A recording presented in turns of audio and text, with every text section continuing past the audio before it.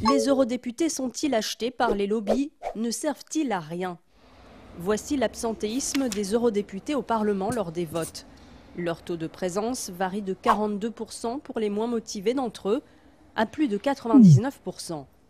30% ont une activité salariée en plus de leur mandat, ce qui peut poser des problèmes de conflit d'intérêts et de présence.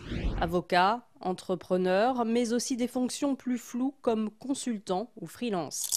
Mais avant le passage au vote, être eurodéputé, c'est surtout travailler sur ses dossiers, recevoir la presse, négocier dans son bureau ou même dans les couloirs. Les eurodéputés n'ont-ils aucun pouvoir ?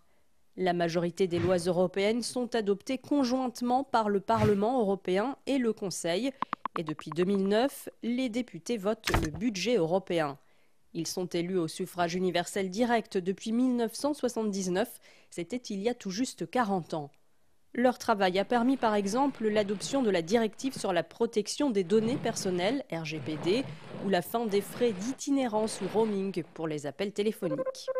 Les eurodéputés sont-ils achetés par les lobbies? Cela est déjà arrivé. En 2011, le Sunday Times, un journal britannique, a piégé 3 eurodéputés. Ils ont été condamnés à de la prison ferme dans leur pays, l'Autriche, la Roumanie et la Slovénie, pour corruption. Désormais, quand ils sont présidents ou rapporteurs de projets en commission, ils doivent publier leurs rencontres avec des lobbyistes. Combien gagnent les eurodéputés? Un salaire de 8 611 € brut par mois, soumis à imposition, 4 416 € par mois appelés indemnité de frais généraux. L'ONG Transparency International dénonce cette enveloppe car les eurodéputés n'ont aucune obligation de justifier leurs dépenses. Une enveloppe mensuelle de 24 526 € pour pouvoir embaucher jusqu'à 3 assistants parlementaires, ce qui a donné lieu à des enquêtes pour emploi fictif.